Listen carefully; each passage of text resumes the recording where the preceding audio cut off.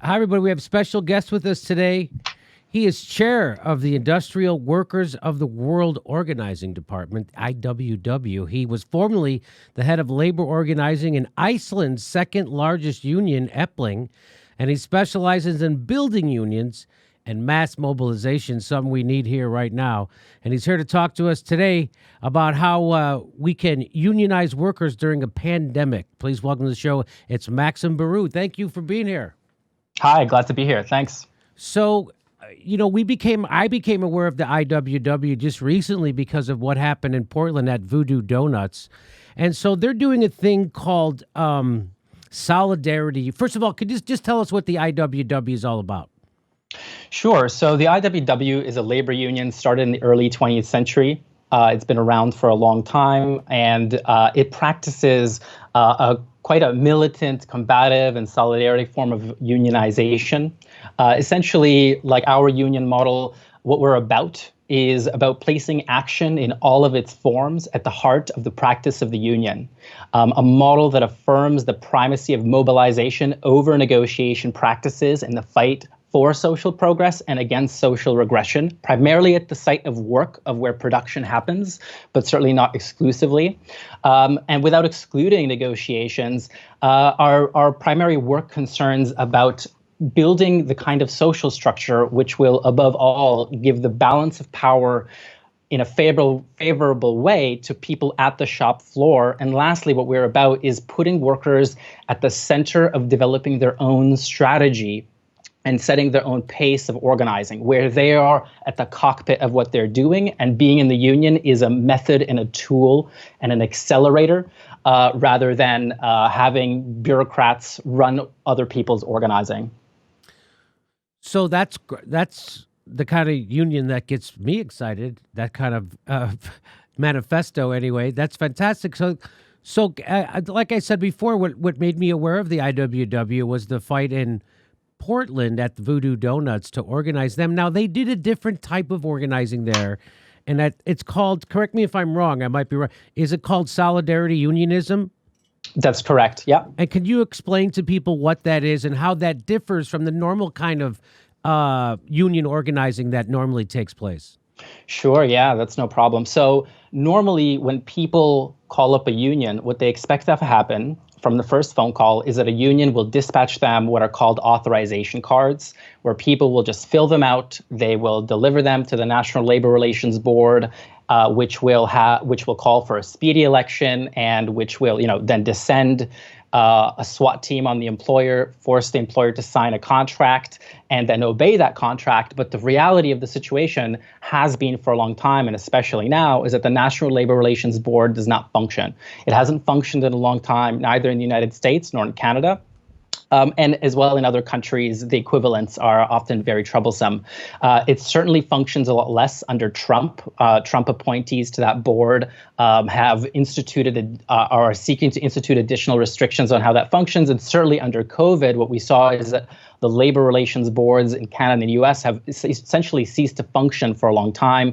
Now they're functioning in a haphazard manner. And what we end up doing is we strive to build the kind of social structure at the workplace that can take vague workplace problems, convert them into specific and winnable demands by and with the workers, and to help them build a kind of strategy and action plan that is unmediated by professionalized union bureaucrats, just informed by people who have been on the scene a long time and have knowledge of best practices, and allow the workers essentially to settle matters directly between themselves and their employers through what kind of, we use the phrase direct action. And so in essence, as I said earlier, the model is very much premised on putting preeminence on action and mobilization as the means of delivering what people need, and then their ability to defend the concessions that they win, as well as focus on democracy. We're not there to have a referendum through an election about whether or not the union should exist. We are there to say when workers band together at the workplace, they are the union. When workers are the union and they go forth and settle their problems directly with the employer, we want them to be in the cockpit of the organizing, just informed by what we've refined through our experience and best practices. That's essentially kind of to frame it for people in a functional way. So so you're laying out the process of how it normally works to set up a union. And I remember when I used to drive a forklift in Chicago, we didn't have a union, and we wanted to start a union, and then we were told you have to call some outside organization. I didn't know these people. They didn't know us. They didn't give a shit about us. So it never worked. And we never, we got some guy some bureaucrat sent down from some union somewhere to tell us we can't go on strike. I mean, it was crazy. So so the normal way you'd normally form a union is that process you talked about, right? So you have to sign. I'm familiar with the card check. So card check is when everyone signs an intent to join a union. If you have 50, once you get more than 50%, you're supposed to have a union, right? Instead of having an election. Am I right about that? Yeah, that's right. And I don't mean to, completely poo-poo that process. I think that there are times when we have used this process, but we want to, in essence, our model is about using that process and relating to the government in an extremely surgically precise way. We want to be building the kind of social structure at the workplace. One of the things that a lot of people don't know is that once even they have a union, who's going to run it? Who is going to have your negotiations? Who is going to be there day to day to have meetings? How are you going to defend yourself when your employer attempts to, back out of whatever they've negotiated? How are you actually going to bring your employer to negotiations? All of these things require muscle building. And our model puts the muscle building first and the know-how first. And essentially, we say the social structure at the workplace is the union.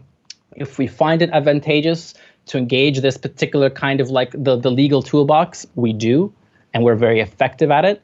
But at the same time, one of the things that we've seen over the years is that unions have become more and more dependent on formal labor relations processes. Sometimes it's been against their will, but a lot of the time it's kind of with their collaboration. And one of the things that makes this moment special, I just want to say, about COVID-19 is that normally, a lot of workers are sandwiched in a bad place between the government through the National Labor Relations Board and gigantic establishment unions that are more focused on collecting dues or more focused on, they see themselves as a kind of social partner to the business community. In essence, what a lot of them have become, sometimes against the will of many of their members, is a kind of labor force supply management sector of the business community. There's a business community that has a demand for workers, and the labor unions, especially for sectors that are very they're labor intensive and enormous, they end up acting sometimes in their own view as a kind of labor force supply management sector. And in so doing, they kind of want to use these processes that are very slow, essentially like gig work, amongst other changes in the economy, have made the labor relations processes that they depend on ineffective for people. And what we are doing is returning to unionism 1.0, the Coca-Cola classic of unionism, which is workers and employers settling their matters as directly as possible with their employer. So using, go ahead. Yeah. So instead of that normal way of going about it where you fill out the card and you get recognized and then somebody from the union comes down to talk to you and he's going to do your negotiation, and you have the difference in what IWW encourages is this thing called solidarity unionism, which is the workers themselves just immediately making demands and not waiting for that process to unroll, which can take sometimes years, correct, to actually start a proper union through the National Labor Relations Board. So when you have a problem like they had at Portland with the Voodoo Donuts, they had lots of problems. One of them was security. There was no security guard there, and it was in a tough neighborhood, a crime-ridden neighborhood, and they wanted a security guard. So they just went on strike and said, hey, we want a security guard or we're not coming to work. So they didn't wait and fill out a card and have an election and then call the guy down at the union head at the local and him come down, and then they had a meeting set. They just made demands immediately, and that's much more than, and by taking direct action, you mean like work stoppages, going on strike, picketing, things like that. And that's what solidarity unionism. It's meaning you just create a union immediately at your workplace, and the workers are the union, and you don't wait for an outside body to sanction you. You just start immediately negotiating with your employer. That's what you mean by that? So largely yes, but there are some caveats. What a lot of people see as spontaneous is actually just the tip of the iceberg. It is a performance after you've been practicing, you've been rehearsing the play for many months or even a year or multiple years. When we start organizing the workplace, just like other unions, there's not a secret to any of this kind of a thing. We begin to build that social structure, and that happens very gradually. We begin to understand how the workplace functions. We begin to understand the relationships between people. And there absolutely is still a role for a sense of organization. One of the things that we're seeing now happen in the workforce under COVID is that a lot more people have been by the situation have been pushed towards taking direct actions, whether it's workers whose workplace is open and they would like it closed, folks whose workplace has closed and they want to demand severances or sick pay or something like that, or assurances that they will get their jobs back. But nevertheless, and this is something that is obviously it's extremely inspiring to see it happening on such a mass scale, not only here but internationally. But one of the things that we've seen is there is a big difference, and this is one of the obstacles of this situation, is has been a lack of long-term investment by unions to build that social structure at the workplace. We want to be building it in a way that puts workers first, and we want to put it in a way that builds primacy of action first, but it does take work. It takes time and it takes money. And I would say that our model of unionizing is extremely labor intensive. And largely, a lot of unions have not been investing in making the time to do that. And so what's happened between government intervention and between the unions as they are, the bank of ideas in people's minds about what they could and should do is not very rich. Right. So what what we do is we build that social structure, and then it can take action. But of course, it's not mediated by some professional who's going to come to your workplace and tell you, you can't do this, you can't do that. Some guy in Washington is going to decide on your behalf whether your grievance is going to continue or not. But any kind of action that people take at the workplace has collective consequences. And so the decision has got to be taken collectively. And this is another very important element of what we're doing. We are trying to revive people's sense of class affinity and class association and collective responsibility, collective action and collective responsibility as a kind of working class. And we're trying to overcome this lack of investment from the labor movement, partly which has resulted in essentially, like I said, the bank of ideas of people's heads is not very rich because there hasn't been that investment. And the onslaught of propaganda by employers, which has been coming apart at the seams now, but that has up until now essentially meant that the employer's brain is under the worker's hairnet, always influencing people to think of their employer as their friend or a family member, except one that just so happens that their good graces go out the window anytime their profits are at risk. So the percentage of workers have declined. They continue to decline, of the workers who are part of a union. In America, from 1983 to 2018, the percentage of union workers went from 20% to 10% of all U.S. workers. Do you think the pandemic will wake up the consciousness of the essential workers to take more control? I mean, do you think there's going to be a renaissance of solidarity, or do you think it's going to be a continued division as we head towards an even more desperate gig economy? Right. So I think there's a couple of things to unpack there. I do think that ever since some of these quite draconian regulations have been put on workers, where essentially for many people, in order to have the right to strike and in order to have the right to engage in union action in the way that we value, you essentially have to be part of a union that is certified, and that that union has to have a license to kind of enable you to access your basic rights. So to compare it to France, for example, in France, the right to strike is the individual's right to engage in a collective manifestation of some kind of collective action. But in North America, it's mediated through these institutions, which are like quite strangled by some of these laws that they themselves were quite happy to put the noose over their own heads. So in some ways, part of the problem has been that the unions have accepted and collaborated to create this situation that is happening. And I think there is a shift in the winds of the leadership of a variety of unions that and there's a certain the pact between the business community, the government, and unions has changed that dynamic in a way that's in some ways positive. But it remains to be seen what's going to happen. Right now, I do think that I think there has been a revival of interest in unionism for a few years now, and that's been very positive, especially in 2019, before even COVID hit.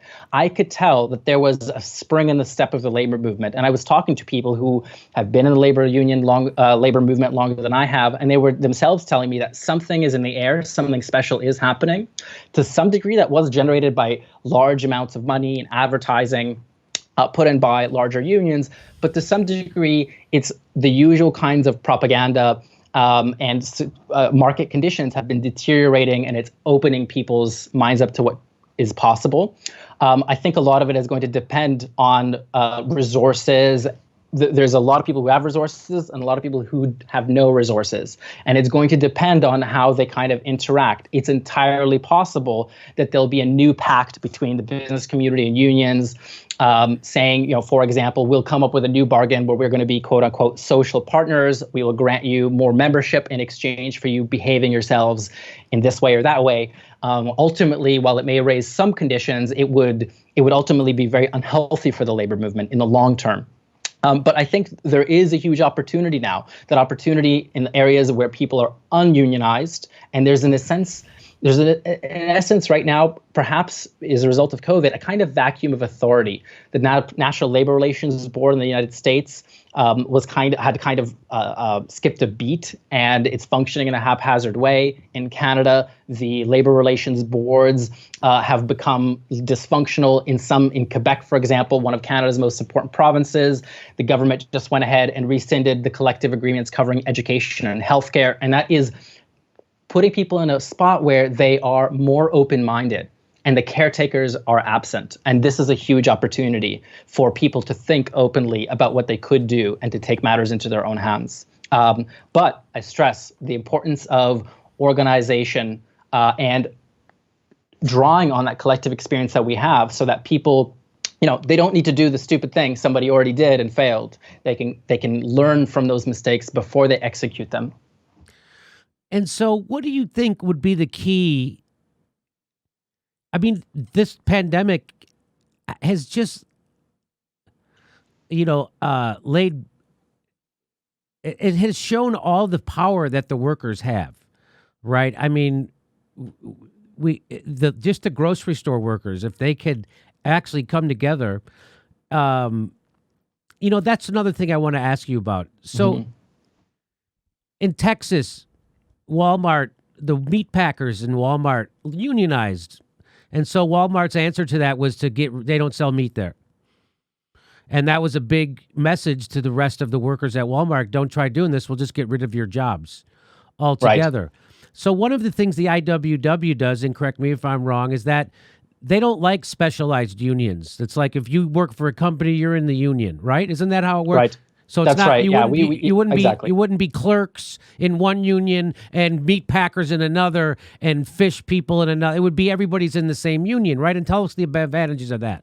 Right. So essentially the heart of our model is kind of what I refer to as a workplace committee.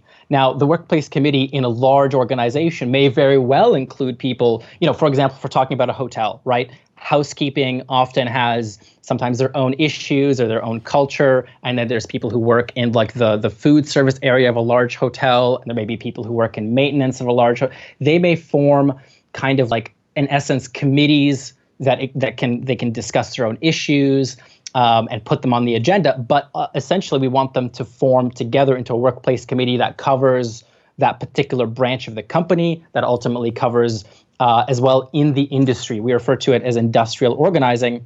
And And essentially, we want to avoid the kind of divisions and being played off one another, where one set of workers can be played off another set of workers by an employer in the course of some industrial conflict. And just to kind of give people a sense in which this could be very effective, is now while European unions have many, many problems, and we can go on and talk a long list about them, but one of the things that they've been successful at doing is to take a wide swath of sectors of unions, not just industrial unions, but sectors of unions into a union together, and to be able to take them on strike together. This is one of the major obstacles in the United States, is that a sympathy strike is illegal.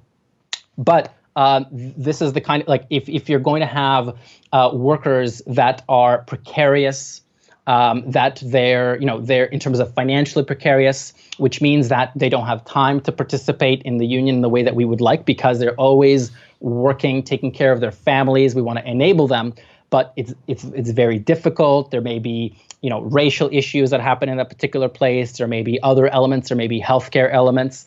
We want to take workers of a diversity of roles and functions in a particular society. We want to combine them so that they can go on strike for and with each other. If you want cafe workers to win, of course they can win on an individual cafe, and we have a very good track record of doing that.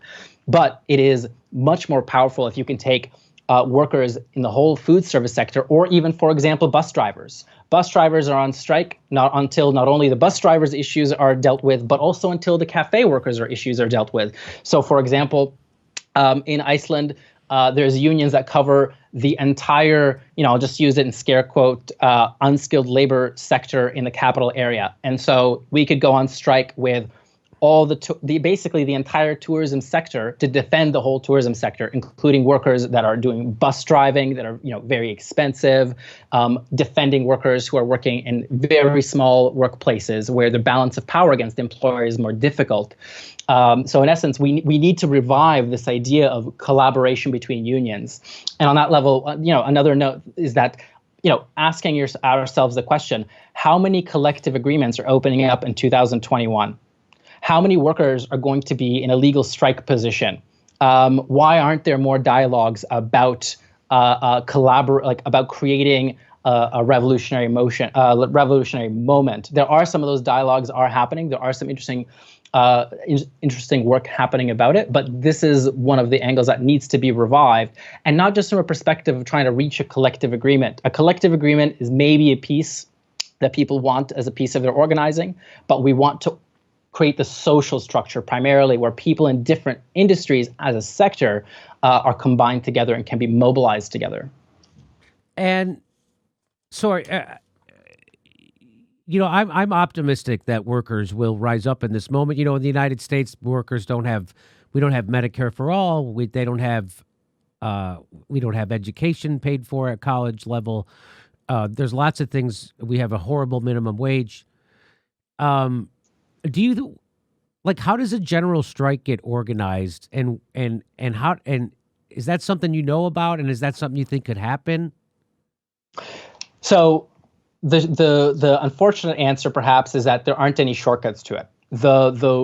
There certainly have been revolutionary moments where things take off with less preparation than sometimes people expect, and the more it happens in a circumstance of under preparation, the less likely its revolutionary potential is. The less likely that at the very end of this mobilization that workers will be in the seat of power to be able to decide things going forward, rather than changing the seats of our society's managers. In order for it to be successful, we need to invest the time to build those structures and to change people's minds. And on that level, unions need to become a values-driven institution. Right now, for example, there may be a myriad of things the industrial workers of the world are doing, and there may be a myriad of values, but I would say one of our core values, if not the core value, is two words: organize, work.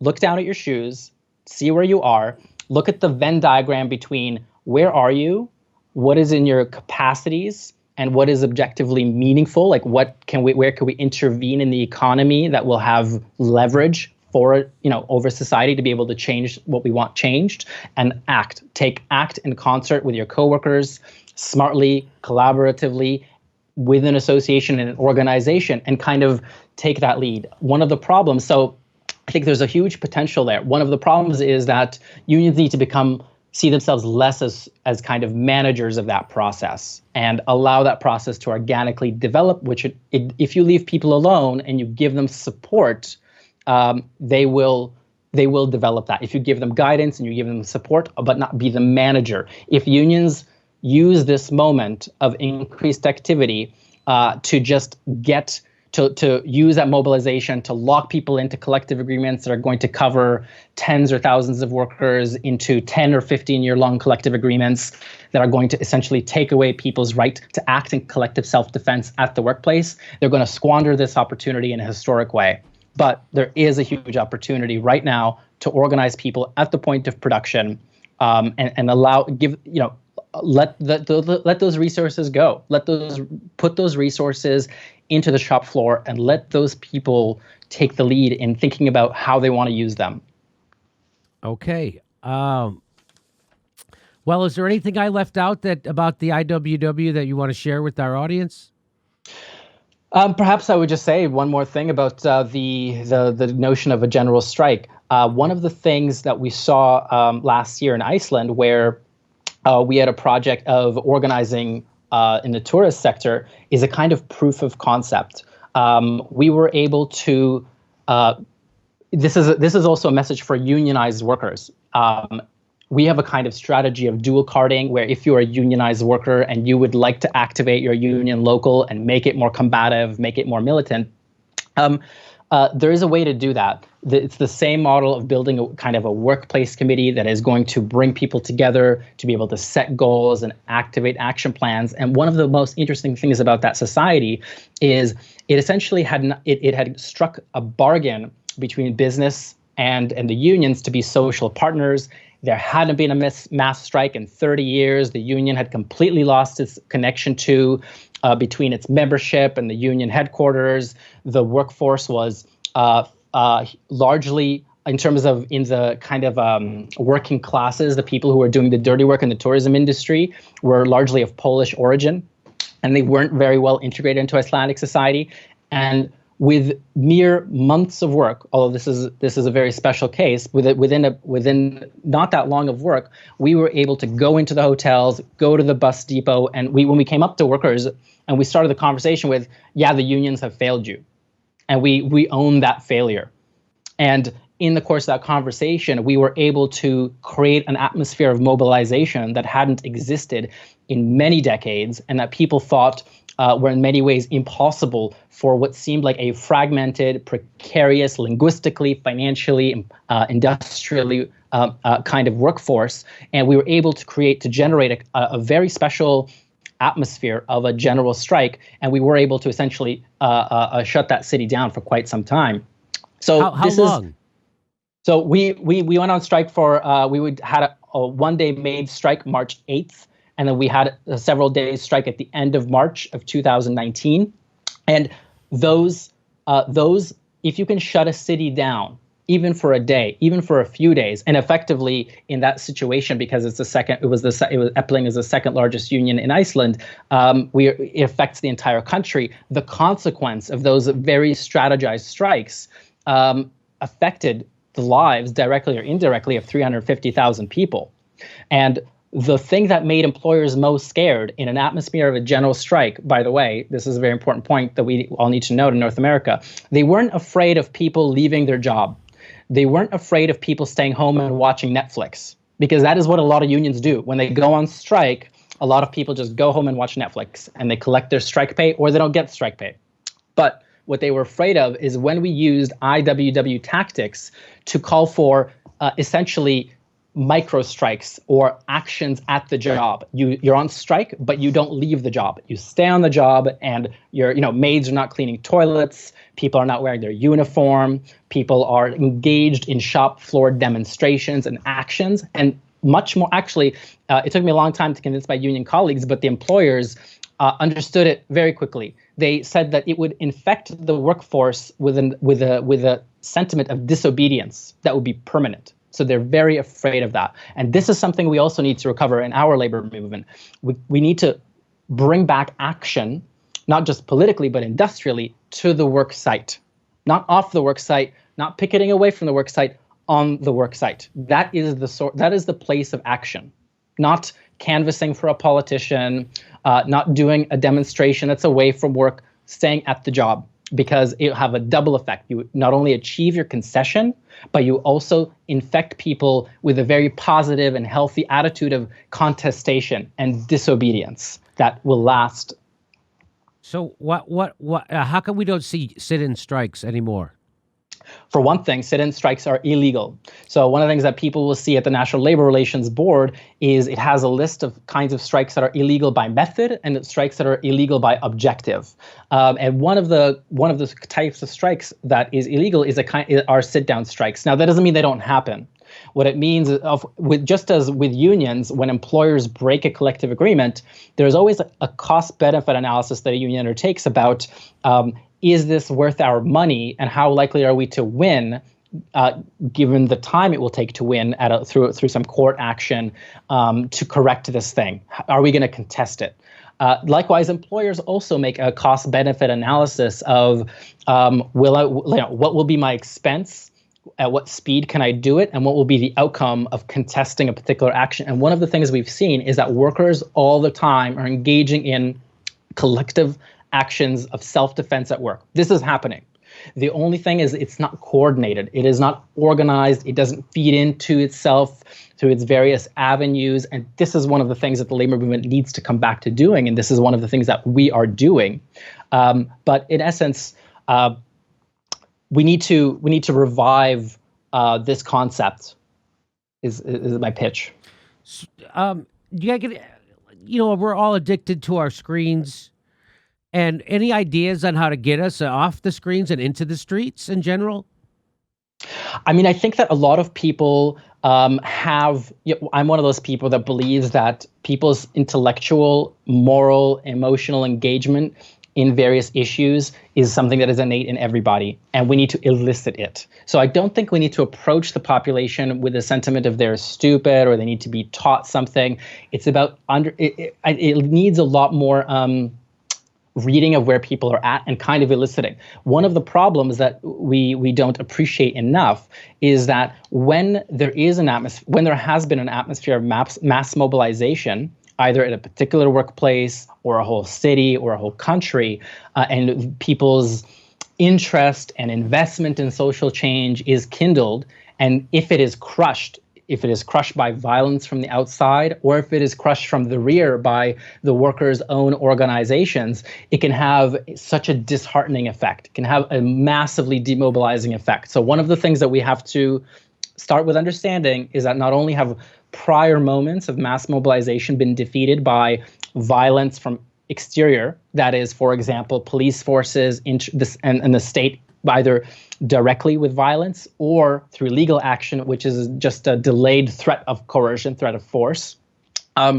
crushed people's initiative when it has sprung up, but also largely our own organizations of civil society, whether they be journalistic, whether they be political, whether they be economic organizations, have from the rear sabotaged a lot of organizing, whether they realize it or not. And a lot of the time they can understand what they're doing, because a lot of the time the economic organizations that we have, as well as political, they want to see mobilization. Many of them want to see mobilization, but they're afraid of it because a consequence of mobilization is people wanting to be involved in decision making. What the business community would tolerate and maybe even like is for unions to be able to go on strike without needing to mobilize their membership. They love that because they can make a deal with one person who is the head of some gigantic and bureaucratic union, and the workers are just set on strike or removed from a strike like a joystick from the bureaucrat's office. They're just fine with that. What they're not fine with is when people get mobilized and they become involved in the running of the union themselves, and they set conditions of negotiations, they participate in negotiations, and they're sort of setting the pace of it. So I think if we start with that in my experience, and you go to work where workers are, you go to points of production, or you go to places where workers congregate outside of the point of production, and you talk to them, and you start with the premise that unions have failed.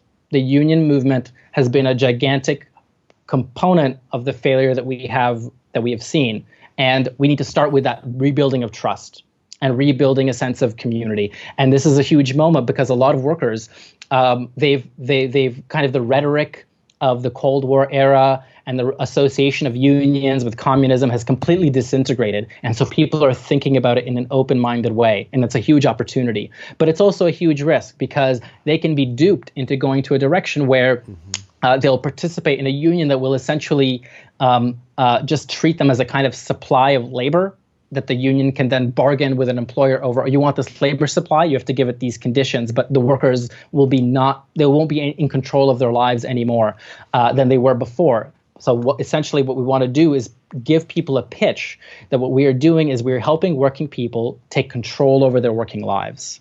And I think on that basis, it's not going to be as hard as people perceive to get people away from their screens, but they have to have a meaningful participation in what's going on. Okay, Maxim Baru of the IWW, really appreciate the work you do, and I appreciate you coming on and letting everybody know about it. And if you ever need the help getting word out on something, let us know. We'd love to help. Thanks so much. Yeah, thank you for having me. Okay, we'll talk to you again soon. And we're going to have a worker on from the IWW from Portland's Voodoo Donuts on tomorrow with us. So that'll be fantastic. So thanks again, Maxim. We'll see you next time, buddy. See you next time. Bye-bye. Hey, this is the part where I tell you where our live shows are, but there aren't any. And then I would tell you to go join our premium, but nobody has a fucking job. So why don't you just enjoy the video?